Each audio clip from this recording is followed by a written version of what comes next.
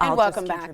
Well, today we've got advice on how to save a marriage. Sometimes it's hard for couples to decide when they should try to rebuild and when to consider calling it quits. Yeah, we're just chatting about it. Kelley Kitley is a psychotherapist and regular expert contributor to O Magazine. In a recent edition, she offered advice about things couples can do to enhance their marriage. Kelley also wrote this book. It's called Myself, an autobiography of survival. And we're happy that she's back to chat with us. Yeah, Great thanks to for being see here. you. Good to see you too. Happy Monday. We were joking during our chat. Today we're going to save your marriage. Yep. Because we're the experts. Well, concrete tools. You know, we're always a work in progress, and we have to make sure that we put it as a top priority if we want to see changes. And I like that you acknowledge that we're all a work in progress. And I think with relationships, especially long marriages, there's ebb and flow, ups and downs, because the thing is, stages of life change.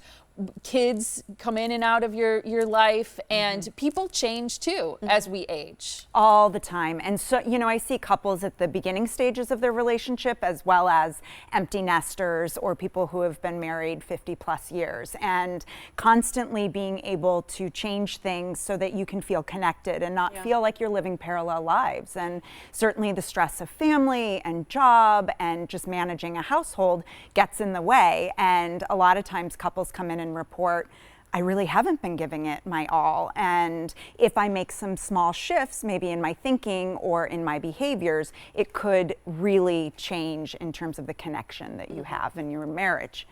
You suggest knowing your love language is important. Why do you think that it matters when it comes to knowing yourself, but also knowing your partner? So many times we expect our partner to know what we want, and I really work with couples on communicating, asking for what you need. And so if you know what you need, it's easier to communicate that. So if my love language might be physical touch, and that doesn't just include sex, it includes, you know, a hand on the leg or rubbing your back, that if my partner keeps giving me words of affirmation and that's not something I need, then if I can communicate the physical touch is important to me, that might not be my partner's love language, but they will certainly be more mindful in giving those things to me. Well, we've talked about this, and I wonder if you communicate what your need is and your partner is either unable or unwilling to give you what you need, then what? Well, I work with couples too who are navigating if this relationship is the right one for them, and maybe their needs have changed or their partner isn't meeting their needs in spite of having asked numerous times, and then we need to look at different outlets and say, you know, maybe we're better off not being together. And I think something that couples often think is we have to stay together for the kids. And I really think that's a misconception, because sometimes that can do more damage for kids in witnessing a relationship that's not as healthy as it could be. Yeah, too much turmoil. Yeah. Okay, so when we talk about fighting and the way couples get along, what are the two things? You said there's two things, I think most people can guess them, that are the two biggest things couples fight about. What would they be? Two biggest things are sex and finances. Yeah. Most people aren't fighting about too much sex. Usually they're fighting because one person doesn't feel like they're getting their needs met. And being able to openly discuss that. People have a hard time even saying the word, much less in a safe environment like in my psychotherapy office. Couples, sometimes I'm surprised, have never even talked about their sex life with one another. Really? And so they just assume what the other person needs, or they've said, yeah, we've been doing that, but that hasn't really been working for me. And I'm like, why didn't you say something? So there's a lot of aha moments that happen by just opening the conversation. And money's a tough one. I think there's so many layers to that. So many layers, because we all come from very different backgrounds. And so if you had one partner who had lack and another one who had a lot of excess money and trying to bridge the gap, that's so much of what the work is. You know, we have people at opposite ends of the spectrum. I'm trying to help them get to the middle and really make progress there. It's a different mindset. You've got these action items, because a lot of people, they might hear what you're saying and they say, okay, but how do I fix it? These are some things that you think people can do to help them just bridge that process a little. And simple things. Yeah, send a sexy text. That's easy. Yeah, even just letting somebody know you're thinking about them. We love the way that that can feel.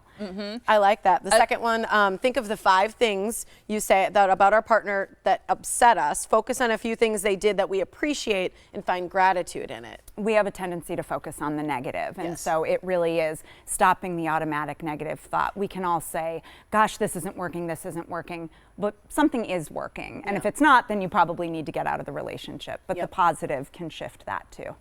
You say initiate a date or weekend away. It seems like, especially if you have kids, that I can see would be critical. Yeah, and I call it a save your marriage fund. You know, put money away so that you can go out on a date or do an overnight at a hotel. It doesn't have to be extravagant. Sometimes my husband and I joke and say, like, going to the grocery store feels like a date sometimes. Well, we said cooking together, you know, something like that. Yeah. It can be that simple. It's just that quality time together. Quality time, absolutely. The other one was take time to be present at the end of the day and check in and really listen to one another. And I've had a couple that has a really great marriage, at least from the outside, you know, but talk about the fact that that's something that they do as they sit down, and whether or not he's interested in what she wants to talk about, he sits and listens. Thank you. That's true, because Yeah. a lot of times we might not be interested. And it's the truth. And we want to check out. You Yeah. know, we're tired, we sit on the couch, and, you know, there's multiple screens out. So just put it down and be present. You know, 5 minutes can make such a difference. Yep. I love that. And give each other feedback.